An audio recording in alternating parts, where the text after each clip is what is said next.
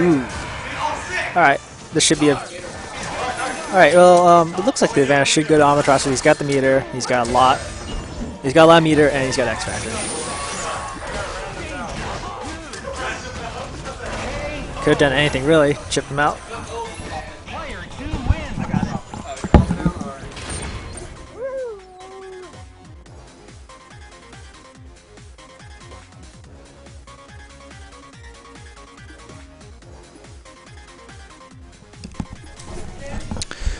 Hello. Alright. Yo! Where's Shuma here? What's up? I see a problem. There's a very large problem here. I do not see Shuma Garoth unlocked. This is unacceptable. Wait, what happened? What? That's weird. Why don't we have, why is that unlocked?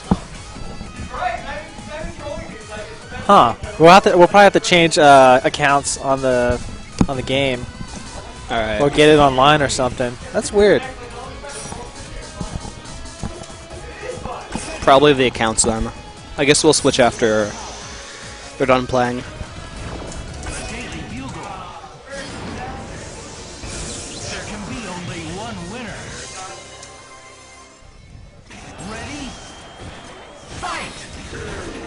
Alright, I gotta do buttons. Well, I'm glad you noticed that the character select was lacking a couple DLC Oh, characters. of course I'm gonna notice. Yeah, you're the only DLC character player. Oh, does he have the combo? Alright, that's good. Goes for fanciness. So the past couple, over the weekend, there was some talk about like Jill just being a. People are starting to just now discover how strong Jill is. Oh, I've seen level 3 X Factor Jill before. I remember some NorCal player. He was really good. I don't remember his name though. He was an excellent Jill player. He played her on Anchor, level 3 X Factor, and you have to block 4 ways. Oh wow! Because she can teleport, cross up overhead, Uh-huh. not cross up overhead, cross up hit you low, or just like do nothing and go low. That's crazy, man. Like I really actually just really hope that she'd be a more prominent character. I mean, she's a Resident Evil character, and I would good thought side switch combo. That was very nice. But yeah, go ahead. Oh, I was just saying that just based on the popularity alone of the character, I would have thought she would have been played a lot more. Well, she's really hard to play, and she is $5, and Marvel players don't like that. Oh yeah, paying money for characters. God damn. Especially when you make the DLC characters like hard and awkward to play, and then people don't want to pay for that. Yeah, and it's also kind of a tournament like organizer's nightmare because they have to buy all the characters. You know, as much of the like terrible things about it, Revelations was the only tournament I've been to where Shuma was on every console. Yeah, that's one of I have to give credit to those Arizona guys. They did a really good job of ensuring, and also just figure out a very clever way of just getting all the characters on it. Basically, from what I understand, rather than like buying the characters on every console, they just do the kind of like the DLC sharing. They just game shared it. Yeah, exactly. Gotcha. So they're able to just spend half the money they would have normally on all their stations, and just split the cost in half. Very smart. But unfortunately, they weren't able to ensure that King of Fighters 13 was on their consoles and upset the KOF scene. Yeah, they need the DLC pretty badly. Because, then you have very relevant characters like Mr. Karate and the EX, Kyo, and Iori. Those DLC characters, people pick those characters up really quickly. They're remarkably interested. And I mean, well, because they're from, as you're about to probably say, from the older KOF games. Definitely. And also probably just simply because, like, they didn't deviate as much. So, like, like you mentioned earlier, Shuma and Jill and Marvel, just awkward characters. Just remarkably different from all the existing roster. The KOF DLC characters were just kind of like, they're stronger. They had their own nuances, but ultimately everyone could have picked them up.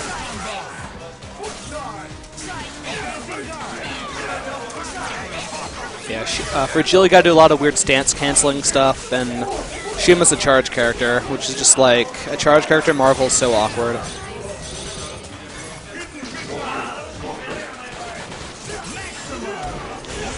Oh. Just back to this match over here.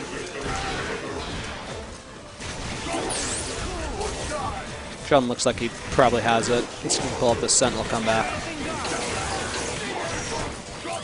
But I mean, all he needs to do is just X Factor guard cancel level 3 and it's over. Oh, he's down. So I think earlier today on the VG boot camp stream at Xanadu Games, I think it's in Maryland, they were doing some a tournament or casuals for Project M. Oh, nice. I would like to see that. Yeah, hopefully when Eric gets a chance to come down to Glia, maybe we can do some recording of some video or just stream the game. I'd love to do that because I was originally a Smash player. That was the first game I took seriously. Maybe we can dedicate competitively. Yeah, maybe we can dedicate like another time to come to UCSB and just like get into a bunch of casuals and stream the stuff as well. He showed me some pictures of the new characters that the Project M team has been developing. So that would include like Knuckles and yeah, so Knuckles, Mewtwo, Roy, and some girl from Fire Emblem. And the remarkable thing is the characters actually look really good. I can't say too much about the animations because all I saw were still pictures, but hopefully the animations and the quality of the attacks are really good. Well, the models themselves are taken from the assist trophies. Oh, is that right? Yeah. Oh, okay. So it's just up to them to just animate them.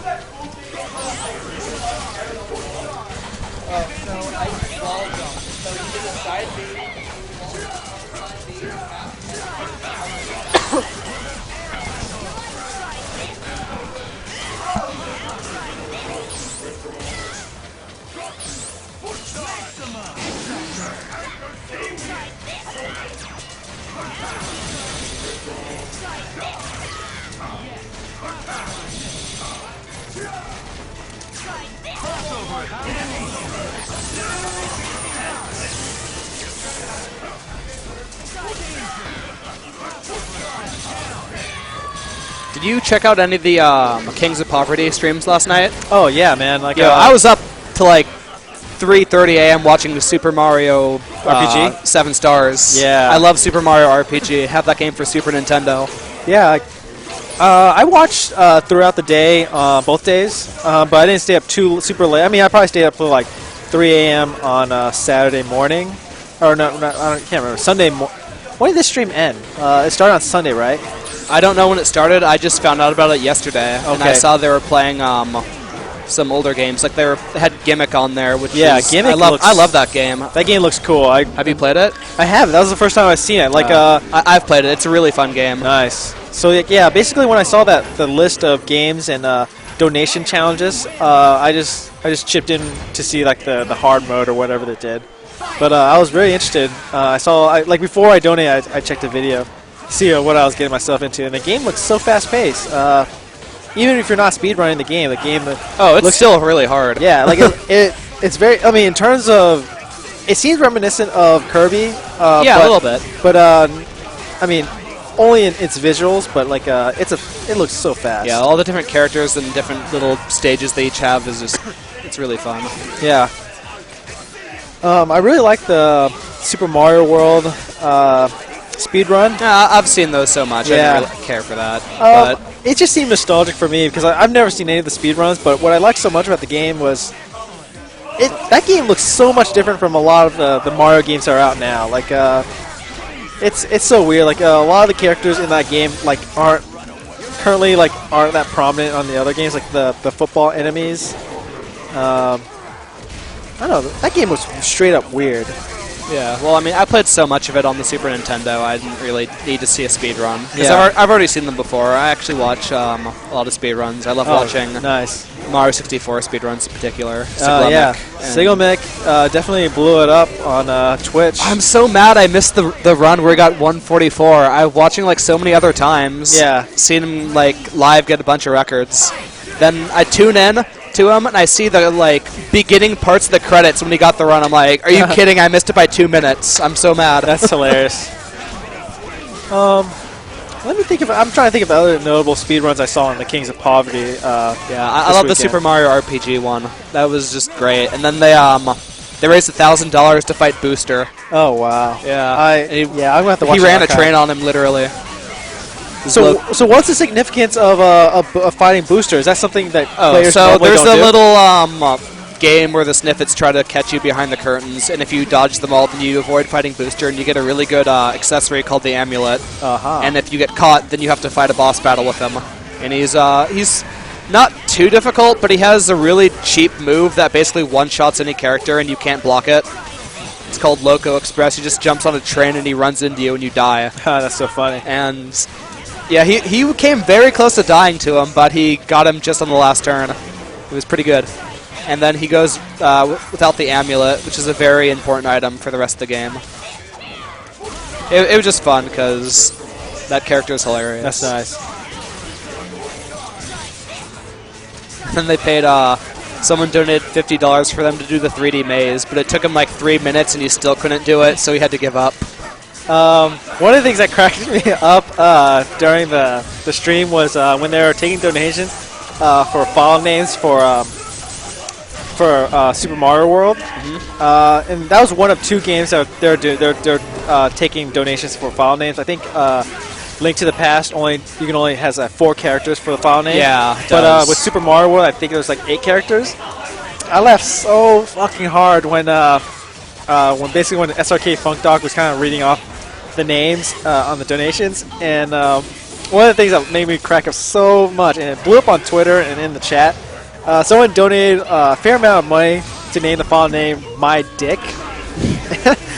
And I don't know what I was doing when I was listening in, but it just made me crack up so much that someone donated money just for that name. And he had to disqualify the name, and it just blew up on the chat. It was so funny. It was just like...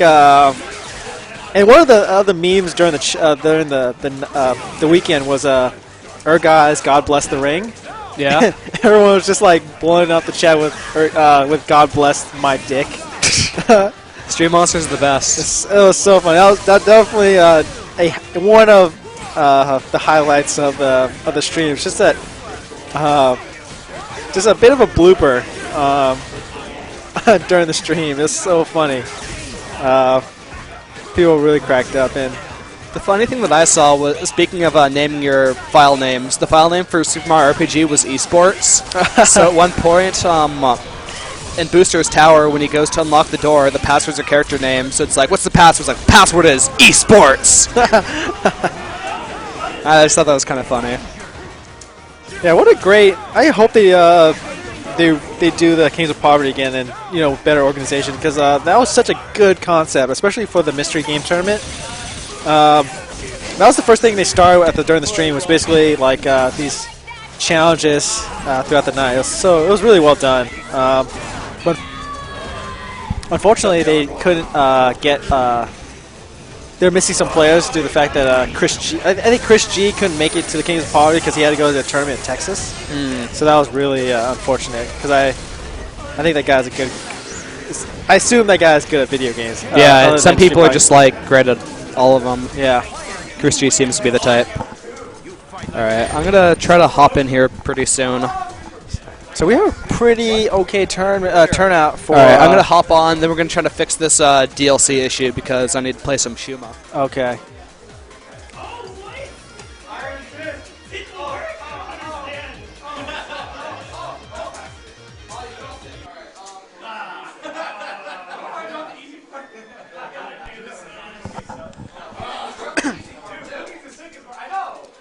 All right, so we're gonna see what's up with the DLC characters from Marvel. We probably won't be able to run this tournament on our PlayStation unless we get the characters on it. I think we should. I know we own the characters. It's just a matter of actually just getting them on here.